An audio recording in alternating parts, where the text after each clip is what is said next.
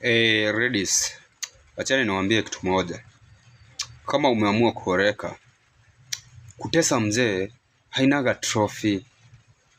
Instead unafaa una run na unafunza mzee venye mtajibuild for the sake of your future.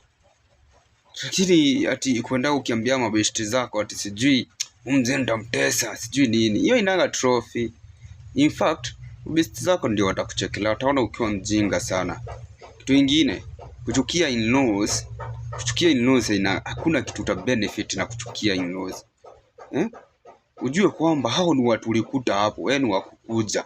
Mbona uwachukie? Mbona uwachukie? Unafaa unaonyesha pure love. Ndio at least hata wanakubariki. Hebu niambie aje, ni sawa umechukia in-laws, si ndio? In-laws ndio wamekuoa. Umeolewa na in-laws. So no need to hate. Juu hakuna venye ati huyo kijana mwenye labda alikuoa anaweza oa dadake, na hakuna venye wewe unaweza olewa na ndugu yako. So sioni haja ya kuchukiana. In fact mnafaa mpendane juu kuna bond ya kuwa familia. Haya, acha niwafunze, sitawafunza kila kitu. Haya.